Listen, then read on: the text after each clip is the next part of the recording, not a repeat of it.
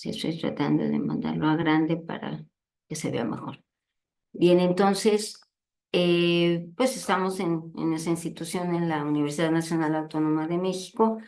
Se está aquí ya requiriendo para la licenciatura en bioquímica diagnóstica, pues la experiencia de que ya hay un nivel de conocimientos suficientes para que puedan estar eligiendo los estudiantes de la LBD o licenciatura en bioquímica diagnóstica, eh, un área de cierto nivel de especialización que surge a partir de inquietudes personales, de características personales, y de allí que esté el abanico de paquetes terminales diferentes que los eligen como optativas, pero en una combinación que se pide que sea de los 20 créditos de los que constan cualquiera de ellos. Entonces, de hematología especial, pues necesariamente se tiene que tomar en el séptimo y octavo semestres, y las características que están observando aquí,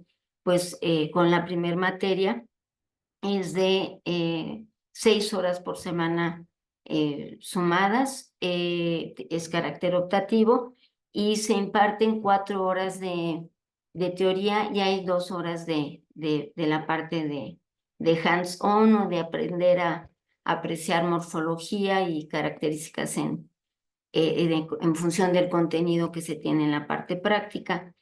Como todas las otras asignaturas individuales, de las dos que constan de un paquete terminal, pues tienen 10 créditos recordando que yo sé que esto lo conocen, que cada hora de teoría corresponde a 2 créditos y 1 hora de laboratorio corresponde a un crédito, y esto da la sumatoria de 10 de estos.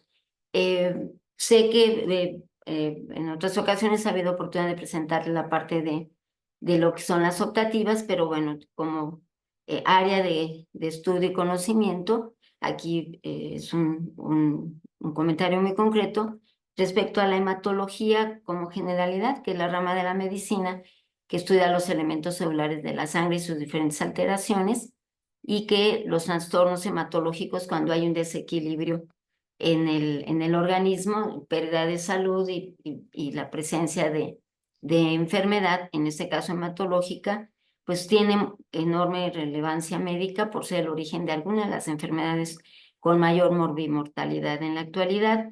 Es una disciplina imprescindible dentro del ámbito sanitario como concepto general, y bueno, en un momento comentaré la parte de características para poder abordar este paquete terminal y poderse inscribir.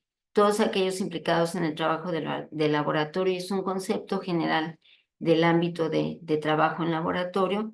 Deben quienes estén implicados comprender cuál es la importancia de las pruebas que realizan respecto a enfermedades, que es prevenirlas, diagnosticarlas, dar el pronóstico con datos de laboratorio y el seguimiento del tratamiento. En diferentes momentos, en algunos de los paquetes terminales, en el comunicado de sus características, pues se comenta también de la parte terapéutica, porque así se ha considerado en algunas de las asignaturas en lo general y en paquete terminal también. ¿En qué orden deben de emprenderse? Lo que es el algoritmo, que lo vemos más como una parte matemática, pero es el orden en el que se deben llevar a cabo las pruebas para ser mucho más acertados en llegar o a prevenirla o a diagnosticarla, o estar evaluando a través de las pruebas de laboratorio la evolución de la misma y el lograr que deje de estar presente la entidad patológica. Y desde luego, pues una parte muy importante y que es uno de una de las partes del quehacer de la universidad en el ámbito educativo, en nuestro caso, es el valor de las investigaciones en el ámbito de hematología, ya sea para generar pruebas de laboratorio que orienten en los 3 aspectos, o incluso LBDs, licenciados en bioquímica diagnóstica, que hacen esta combinación de estudios para poder establecer beneficios a nivel de tratamiento de estas entidades. La asignatura, lo que se requiere como asignatura precedente obligatoria es hematología, que es una materia optativa. Y ya inscribiéndose al paquete terminal, que implicaría llevar hematología especial 1 primero, pues aprobándola, pues ya hay la oportunidad en el 8º semestre o en el semestre donde esté la persona insertada, quizá posteriormente, sería la materia de hematología especial 2. El objetivo general de la hematología especial 1 es identificar los diferentes linfomas, síndromes melodisplásicos, síndromes hereditarios de falla medular y microorganismos que puedan estar presentes ya sea en médula ósea o en sangre periférica, para poder caracterizarlas y diferenciarlas, así como sus pruebas diagnósticas que ayuden a identificar, sumando al cuadro clínico, identificar a la patología correspondiente de ámbito hematológico. La razón por la que se quedó, no faltó tinta, sino que porque quedó en blanco esta parte de síndromes hereditarios de falla medular, es porque en el programa que se tiene no aparece. Entonces pues yo les aviso o lo comento que es una de las 5 unidades que constan en esta primer materia del paquete terminal de hematología especial.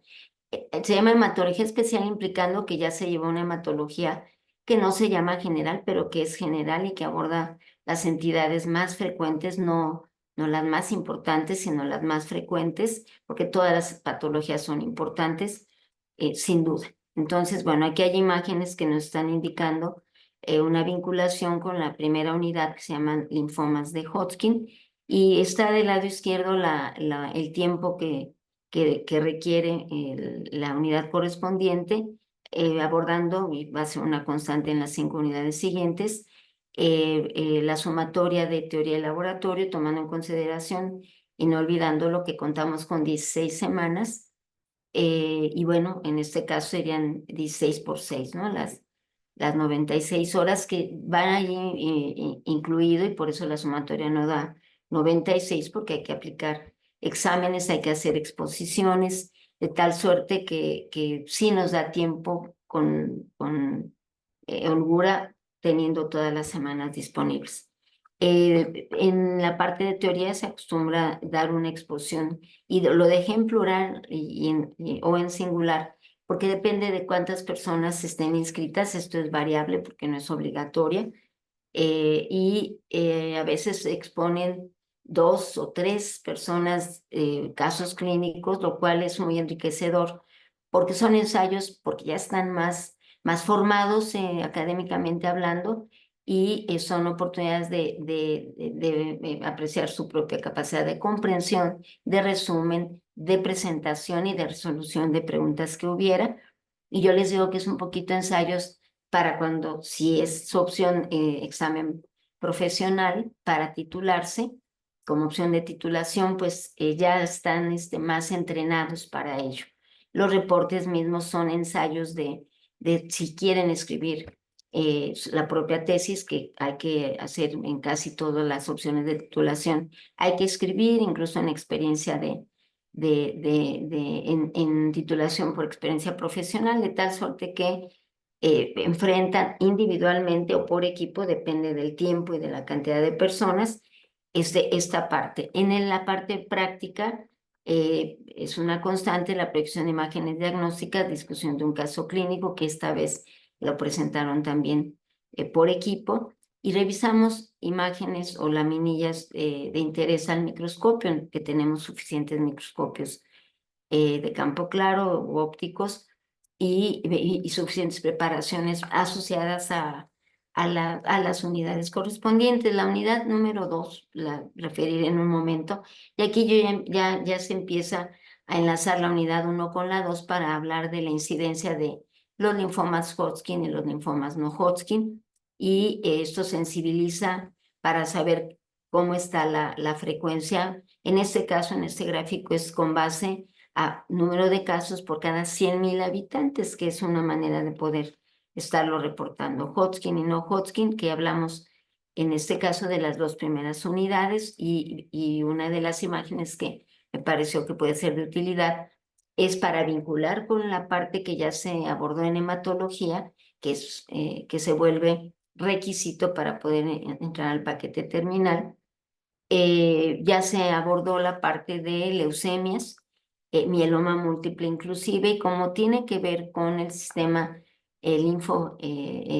linfático, pues aquí se abordan ya del lado derecho, pues lo que son los linfomas. Entonces, hay un comunicado cognitivo de conocimientos entre uno y otro. La unidad 2 se refiere a los linfomas no Hodgkin, la parte de tiempos, y se abordan dos clasificaciones. La más reciente es la de la OMS y se aborda la parte de cómo se comporta, de sus características y cómo se puede lograr su diagnóstico. Hacen la o las exposiciones de esa unidad, tanto en teoría como en laboratorio, y en el laboratorio van a ver que hay que hacer reportes, son ensayos para tener compromiso de cierre de la actividad del par de horas por semana que se ocupan, y para que también se trabaje en equipo. Y hace rato hablaban en la parte de ser emprendedor y de lo que ustedes vayan a elegir. Ustedes son los que van a tomar la decisión de lo que les atraiga más, les parezca que es lo más conveniente. Y, y se habla ahí de que van a incorporarse a un equipo, si llegan a ser parte del personal, o van a ser ustedes la cabeza, o quizá con un socio, y van a ser la cabeza, pero van a tener que formar equipo, y esto está muy fomentado en la facultad, en la licenciatura, a través de que trabajan en equipo a nivel de laboratorio, no en este paquete terminal solamente, sino en sus materias anteriores, las obligatorias. Entonces, ese concepto de trabajar con un fin en común para beneficio de los objetivos que se tienen, de la misión que se tiene, pues es muy importante, y hasta en la vida en general. Entonces, pues lo hacen o en equipo o individual, y los reportes lo harán de esa manera. Algunas imágenes sobre, por ejemplo, las posibles etiologías o causas de los linfomas no Hodgkin, que se aprecia, inclusive hay reportes al respecto de qué tan conocido es este desequilibrio que se genera, que son neoplasias finalmente, y se habla incluso de la incidencia de cada tipo de factores de riesgo que está aquí presentado. Y esas serían, perdón, las unidades 1 y 2. La unidad 3 se denomina síndromes mielodisplásicos. Se lleva un poquito de más tiempo en el laboratorio porque hacemos una práctica de tinción de PERLS, que aquí se puede apreciar en la médula ósea, donde se aprecian depósitos de hierro, evidenciando que está siendo subutilizado no porque haya más, sino porque hay déficit de síntesis de una molécula que forma parte de la hemoglobina, que es la protoporfirina, y esto pues se va entendiendo desde luego porque ya se aprobó hematología, se asume que ya se comprendió. Y la parte de morfología, que la vemos desde ABC generales, de lo que es la morfología normal de un neutrófilo, y que cuando nos encontramos con ese tipo de células, sencillamente en un frotis sanguíneo hace la diferencia, porque apreciamos cambios morfológicos que avisan que algo está sucediendo. Y estos son estados preleucémicos. Incluso en esta parte se ven aspectos de las opciones de tratamiento, porque así está planteado en el programa actualmente. Nuevamente, exposiciones de casos clínicos, y les comentaba el uso de la atención de PERS como procedimiento, para que vean todo el camino que se recorre para hacer una buena práctica. De nueva cuenta, buenas prácticas de laboratorio. Aquí la parte de algoritmo, que sabemos que es el orden que se debe seguir, en ese caso de lo básico a lo específico, para llegar a diferenciar una situación de otra, clínicamente hablando, y diferenciar a una anemia megaloblástica de un síndrome mielodisplásico, porque al inicio se pueden confundir. La unidad 4 habla de problemas que se heredan, que nace el pequeño o la pequeña con falla en la médula ósea, y se llaman síndromes hereditarios de falla medular, que pueden, además del cuadro mismo de déficit de algún linaje celular, pueden llevar a estados de neoplasias. Entonces, nacen con una desventaja y hay que diagnosticarlos muy temprano. Algunos clínicamente se manifiesta, el neonatólogo lo detecta o no, y hay una serie de pruebas de laboratorio que avisan cuál es la patología que tiene este pequeño, para estarlo vigilando médicamente pues muy de cerca, prácticamente desde el nacimiento o quizá en la primera década de vida, depende de la entidad clínica. Estas son las más frecuentes, son 7 entidades que vamos indicando qué linaje es el que está afectado, como nos damos cuenta había la médula ósea y el cuadro clínico, pero eso lo ve el médico, pero sumamos todo el tiempo, el laboratorio suma a favor de ser muy acertado el diagnóstico, como ya lo sabemos, como hace rato mencionaban el tema de la pandemia, pues sabemos que había una prueba clave, ¿no? La de PCR o una menos sensible, la de del antígeno, ¿no? Para COVID, por ejemplo. O sea, el laboratorio tiene que estar allí. Y por último, la unidad 5, que se refiere a dos tipos de especímenes biológicos, que es la médula ósea y la sangre, donde agentes infecciosos que pueden estar atípicamente o típicamente presentes y que pueden ser causa, además de la patología infecciosa, de la infección, pueden estar provocando un desequilibrio hematológico, como son las anemias hemolíticas, que lo abordamos, vemos que hay pruebas, las que están en blanco de laboratorio, que nos indican si la hemólisis primero está y que nos damos cuenta por estudios en el algoritmo muy concreto, lo más sencillo del laboratorio, que es la biometría hemática, pero podemos hacer búsqueda de estas moléculas que están más claritas, que nos dicen, sabes que la hemólisis es intravascular, no es extravascular, no hay bilirrubina elevada, etcétera. Entonces ya va encaminando, además hay la sospecha, por ejemplo, por paludismo, ¿no? Que va a haber como secuela de esta infección por parásito, la secuela o afectación de hematíes que se va a analizar. Las actividades durante el curso es asistencia a clases, desarrollo de tareas por equipo, exposiciones de casos clínicos, hay que hacer exámenes parciales, laboratorio, formación del equipo de trabajo es fundamental, proyección de imágenes diagnósticas, análisis de un caso clínico, participación en el desarrollo de la revisión al microscopio, se evalúa la permanencia y la actividad del alumno, de su colaboración, de su interés, se considera todo el tiempo, análisis de los resultados obtenidos porque hacen un reporte de la práctica y también se realizan exámenes parciales con un valor aprobatorio de ambas partes, teoría y laboratorio, para poder aprobar la asignatura. Y el campo laboral es en el laboratorio clínico o en hospital, ya sea en laboratorio clínico general y especializado, privado o público, y algo similar ya dentro de que el laboratorio esté dentro de un centro hospitalario, porque hay laboratorios solos, allí se puede elaborar, o como parte de la infraestructura de un hospital.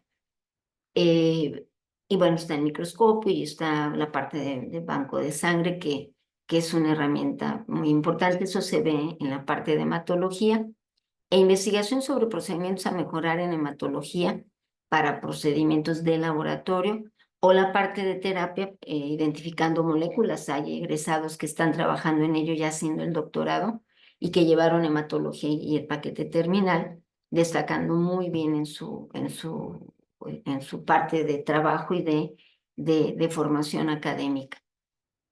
Campo laboral también son las ventas de equipos y reactivos para la realización de investigaciones asociadas a hematología, los de cotidiano para lo que ya se mencionaba de diagnóstico, de prevención de enfermedades o de complicaciones o seguimiento del tratamiento, que ese es un tenor que aplica en todos los casos.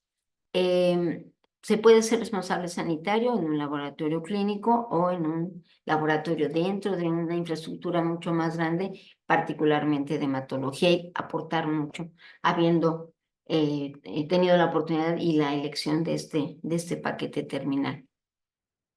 Y ya por parte mía sería todo y anotaré mi correo electrónico para alguna duda o inquietud o presión que requieran, con gusto.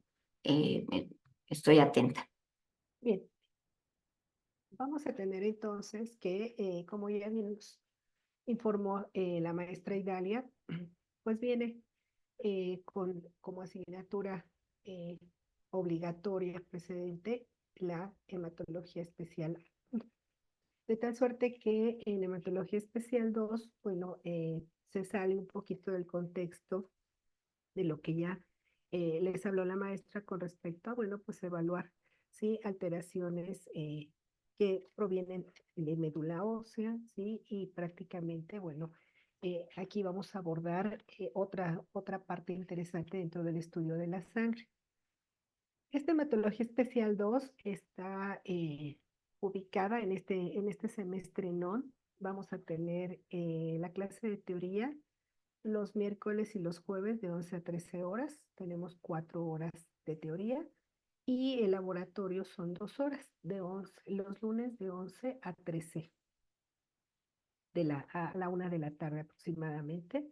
Sí, es buen tiempo para terminar lo que hacemos, salvo en una práctica que por ahí sí les pedimos que lleguen un poquito antes porque hay que tomar muestra de sangre y procesarla. En general terminamos en tiempo y forma durante ese periodo. El objetivo general de lo que es la hematología 2 es ahora abordar alteraciones hematológicas, pero que van a tener defecto de tipo cualitativo en ya células muy específicas, como es el caso de los neutrófilos o los monocitos, y que esto va a implicar dentro del sector salud, bueno, pues que a veces escuchamos que hay infecciones que no ceden fácilmente, ¿no? Hay infecciones en donde se trata de atacar con muchos antibióticos y demás, y el asunto no cede con facilidad, y es ahí donde se empieza a dudar de la funcionalidad de estos soldaditos que son los neutrófilos y los monocitos, ¿sí? Para pues poder entender un poco hacia dónde estudiamos estas células. También vamos a hablar de algunas patologías que se presentan en relación al mecanismo hemostático. La hemostasia es una parte importante que estudia el evento de coagulación o anticoagulación de la sangre y que en ocasiones, bueno, pues sabemos que esta parte hemostática puede sufrir alteraciones debido a asuntos hereditarios, pero también puede haber por ahí factores de riesgo que puedan condicionar que esta hemostasia se altere. Hemos escuchado por ahí que cuando tenemos elevado el colesterol, ¿sí? Los triglicéridos y demás, pueden ser condicionantes para que el sistema hemostático forme sin querer, ajá, un trombo por ahí que haga que pues, un paciente sufra un evento a veces indeseable. Puede ser un evento cerebrovascular, puede ser un problema de algún infarto, etcétera. Y también hay otro punto importante que es distinguir los beneficios dentro de eh, los componentes de la sangre, ¿sí? Hablamos, que es con lo que iniciamos prácticamente, ¿sí? Hablar de eh, una parte que se deriva de la donación, pero que no es la donación altruista como tal, sino por ahí es hablar de las aféresis, y que esto es separar componentes sanguíneos para poder realizar terapias específicas en algunos pacientes. Bien, la unidad 1 entonces está conformada justamente por esto, que es la aféresis, la cual está normada, y de tal forma que, bueno, pues no podemos hacer aféresis aquí en la facultad, porque no contamos con el equipo, es un equipo muy especializado. Sin embargo, bueno, pues vemos todas las bases de lo que sería la descripción de los métodos de aféresis, cuáles son las ventajas o desventajas, y que esto los traduce o se traduce en que ustedes se van pues con toda la capacidad de entender, aunque sea en forma teórica, cuál es la función justamente de estos equipos, cómo trabajan y demás, de tal suerte que el semestre pasado y el semestre antepasado, pues puedo presumir que hubo 2 alumnos que se abrieron camino en el Instituto de Cancerología. Y justamente en el área de aféresis. Entonces, pues es una parte que me adelantó un poquito desde el punto de vista laboral, pues también es parte de lo que ustedes pueden desarrollar. Tendremos que revisar la norma 253 de la Secretaría de Salud, en donde vienen los requisitos justamente para realizar aféresis y que esto va muy de la mano inclusive con lo que hablamos de banco de sangre y hablamos de las donaciones, ¿no? De tipo altruista. Vamos a hablar de qué es la aféresis terapéutica, que es una aféresis por donación, ¿sí? En donde la aféresis terapéutica, bueno, pues es específicamente, ¿sí? Separar cierto componente de la sangre, que pueden ser las plaquetas básicamente, puede ser el plasma, ¿sí? Y que podemos, ¿sí? Dar esa cantidad específica del componente sanguíneo a alguna persona que lo esté requiriendo. El beneficio de la aféresis es que solamente vamos a separar el componente sanguíneo de interés. Cuando se habla de la donación altruista, pues saben que se saca la bolsita de 450 mililitros y que de ahí, bueno, pues se separa y se utilizan todos los componentes. En el caso de la aféresis, pues se pueden separar los eritrocitos, se puede separar el plasma, se puede separar inclusive parte de los leucocitos, si es que así se requieren.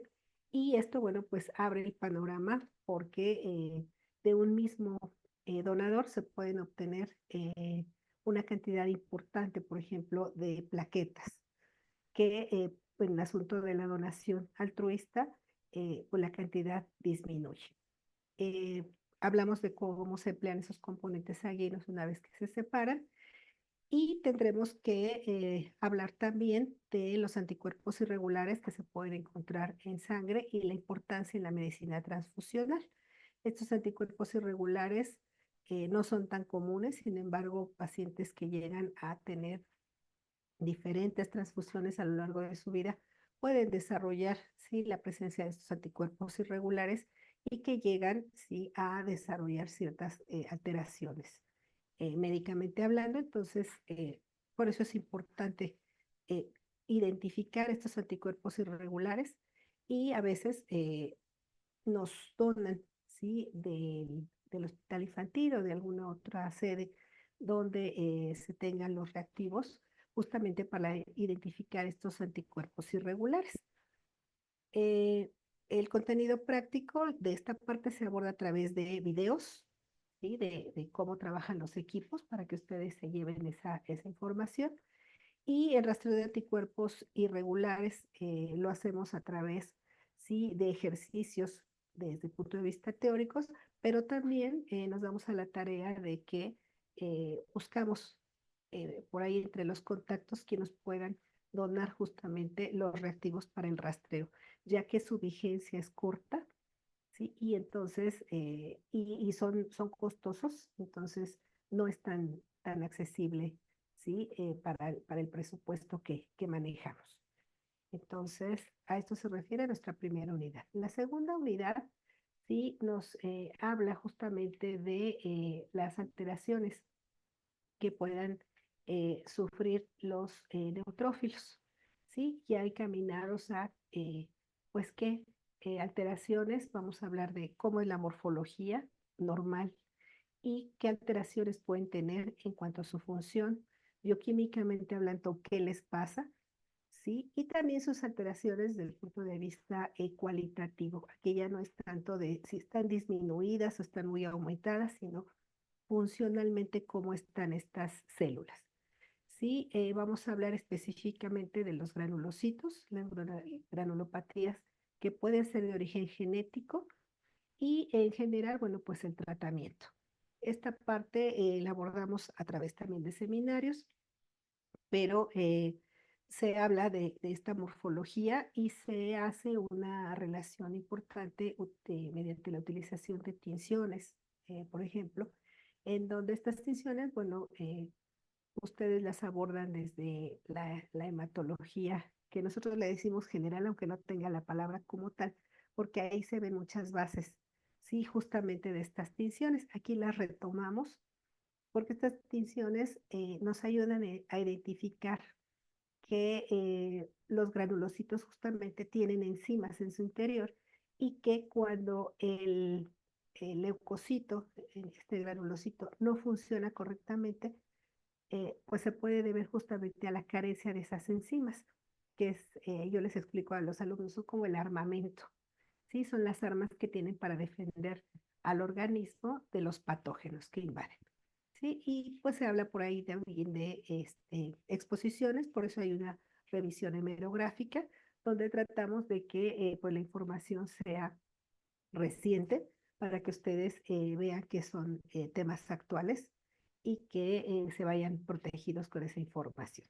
También hablamos de alteraciones funcionales en los monocitos, ¿sí? Lo abordamos muy similar, morfología, la parte bioquímica, ¿sí? Y su función, en donde aquí pues representan también problemas con ya muy clasificados las enfermedades, ¿sí? Que se han estudiado a lo largo del tiempo. Estas enfermedades no son nuevas, se han venido estudiando desde hace muchos años, de tal suerte que ya tienen clasificación, ¿sí? Y la morfología debido a los desórdenes que presenta ese monocito. Y entonces estas células pues van acumulando ciertas sustancias que tenemos en el organismo y que entonces da la característica de que pues al microscopio no se observen tan normales utilizando tinciones, ¿sí? Logramos ver también acúmulo por ahí de mucoproteínas, ¿sí? De esfingolípidos, etcétera. Entonces, esto da la pauta para que los monocitos pues no puedan trabajar correctamente. Y aquí tenemos, bueno, algunos ejemplos, son mucho más las enfermedades que se han clasificado, ¿sí? De Gaucher, de Niemann-Pick, de Fabry.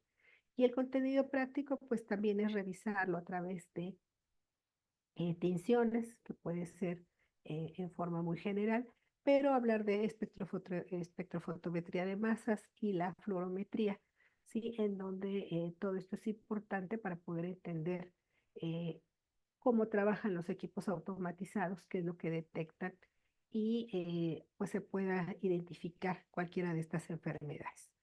La cuarta unidad habla de trombofilias, ¿sí? Y estas trombofilias, básicamente vamos a estudiar cuáles son las causas que provocan hipercoagulación, ¿sí? Es decir, por qué llegan a haber por ahí algunos casos en donde en forma inesperada, ¿sí? Se forman esos coágulos, que primeramente puede ser por activación de las plaquetas, ¿sí? Y finalmente pueden llegar hasta activar el sistema de coagulación y generar un trombo, ¿sí? Tipo coágulo, que pues a veces compromete, ¿no? La vida del paciente. Las trombofilias están divididas en dos, unas que son las congénitas y otras que también pueden ser adquiridas, ¿sí? Debido a estar en contacto con algunas sustancias, con algunos medicamentos, con algunos estilos de vida. Y también las trombofilias pueden ser de tipo secundario o estar asociadas a algunos procesos clínicos. ¿A qué nos referimos con esto? Bueno, pues a veces se adquieren estas trombofilias posterior a que se ha sometido el paciente a una cirugía, por ejemplo. Sí, a veces escuchamos y decimos, es que se sometió a una cirugía de apéndice y resulta que pues le dio un infarto. Entonces, ¿cuál es la importancia de hacer exámenes preoperatorios? Y también, pues por ahí, hablar dentro de esto de diagnóstico, ¿sí? En donde existen pruebas y que hay una relación importante edad, justamente con identificar, ¿sí?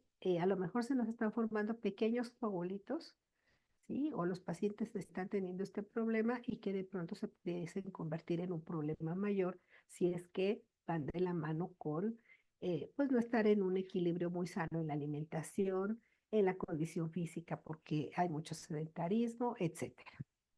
Otro de los puntos importantes que vamos a abordar, ¿sí? Es desde el punto de vista laboratorio, bueno, aquí determinación de antitrombina, cuantificación de la proteína C, ¿sí? Identificar un factor 5 de Leydig, que esto es lo que llama mucho la atención a veces para saber si es un problema de tipo hereditario, cuantificación de proteína S, y los dímeros D, que es un caso muy importante y muy sonado, que también adquirió cierta rimbombancia ahora con COVID, ¿sí? Con esta pandemia de aprendizaje nos dejó el que pues esta prueba de dímeros D se convirtió en una de las básicas, porque nos hace el referente y es una de las pruebas que inclusive se están poniendo de moda para cuando se hacen los check-ups en personas mayores, porque estos dímeros D nos están indicando que se están formando pequeños coagulitos y que estos coagulitos, pues el propio organismo los deshace y justamente ese coagulito al deshacerse forma pequeños fragmentos denominados estos dímeros D que se pueden identificar por una prueba de laboratorio. Entonces, al hablar de dímeros D, bueno, podemos predecir si el que nuestro paciente está en riesgo. Y el contenido práctico es hablar, si tenemos oportunidad de hacer identificación de dímeros D, bueno, pues lo dejamos incluido, ¿sí? Y si no, bueno, manejamos también la importancia de cuantificar triglicéridos, colesterol e inclusive las lipoproteínas de alta y baja densidad con la finalidad de aterrizar toda la información y encontrar el riesgo aterogénico que pueda tener un paciente. ¿Qué es el riesgo aterogénico?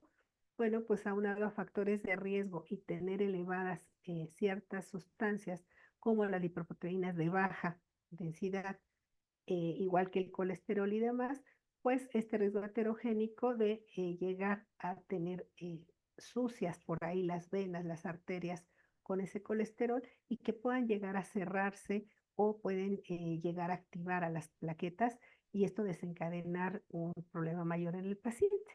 Si el paciente está bien protegido con lipoproteínas de baja densidad y concentración baja y las lipoproteínas de alta, que son las cardioprotectoras, se elevan, pues entonces esto da la pauta también para decirle al paciente, felicidades, usted no tiene un riesgo aterogénico, ¿sí? Por el momento y siga consumiendo sustancias, ¿sí? Comida nutritiva y nada de sustancias dañinas. Entonces, a esto se refiere esta parte. Y ahora vamos a hablar de trastornos, ¿sí? Donde se presentan coagulopatías, ¿sí? Aquí básicamente, bueno, pues es hablar, ¿sí? Que pueden ser trastornos también adquiridos o de tipo hereditario y estos condicionan hemorragias. Entonces, también hablamos nos vamos directamente a hablar de cascada de coagulación, ¿sí? Y dentro de esto, bueno, pues pueden estar fallando algunos factores de coagulación, puede que los factores no estén este, eh, trabajando correctamente y entonces podemos hacer pruebas, hay unas pruebas que se llaman pruebas de mezclas que justamente nos van a servir para identificar cuál es el factor de la coagulación que en nuestro paciente no está funcional. Y de esta manera, bueno, pues identificarlo y poder incluir dentro de su terapia, bueno, pues algún factor, sobre todo cuando se va a someter a alguna cirugía, etcétera, ¿sí? Pues que se le esté dando en la dosis correcta una vez que se ha identificado. Y se utilizan para estas pruebas de mezclas, van a aprender a trabajar con plasmas normales, con plasmas envejecidos, con suero y con plasmas absorbidos. Entonces, esta parte también es importante y sobre todo, bueno, pues repito, el diagnóstico aquí básicamente es identificar cuáles son o cuál es el factor de la coagulación que pueda estar trabajando incorrectamente. Y otra parte que también vemos es alteraciones en el sistema vascular, ¿sí? Que se traduce aquí, esta parte sí es una parte muy, muy teórica, porque no hay manera de que nosotros en el laboratorio hagamos trabajo del sistema, identificación de cómo está nuestro sistema vascular, pero sin embargo, bueno, pues se condiciona el que la aparición de púrpuras, ¿sí? Manchas, ¿sí? De color rojizo morado en los pacientes, que es por lo que alerta al médico que algo está pasando, bueno, puede ser un problema autoinmune, por ejemplo, a veces puede estar dado por alteraciones en las plaquetas, por ejemplo, y esto pues nos remite a hablar de pruebas muy básicas de laboratorio, ¿sí? Hasta llegar en forma este, específica eh, a identificar si de verdad es un problema de tipo vascular y que puede inclusive conllevar a hiperactividad cutánea, puede haber la aparición, ¿sí? De pues, lo que llamamos las venitas como aparecen aquí en la imagen, o pueden ser venas mucho más grandes, y el caso de que así sea, pues condicione a la paciente o al paciente a que de igual manera se traduzca en enfermedades que pueden llegar a complicarse más porque la irrigación en esa zona va disminuyendo. Y finalmente, pues púrpuras asociadas a enfermedades de la piel, que es otro de los puntos importantes. Entonces, esto es un esquema muy general de cómo lo abordamos a nivel de la hematología especial 2. Eh, Trabajamos sobre exposiciones también, trabajamos sobre seminarios que ustedes preparan tanto en laboratorio como en teoría. Y también parte de tareas, hay algunas sesiones con ejercicios que ustedes tienen que realizar para pues que se vayan con el entendimiento sobre todo de los anticuerpos irregulares, por ejemplo, o la identificación de pues cuál es el factor de coagulación después de haber realizado varias pruebas de laboratorio, lleguen a cuál es ese factor que puede estar alterado en el paciente. No sé si tengan alguna duda, alguna pregunta, pero esto en general es lo que contempla el programa de la hematología especial 2.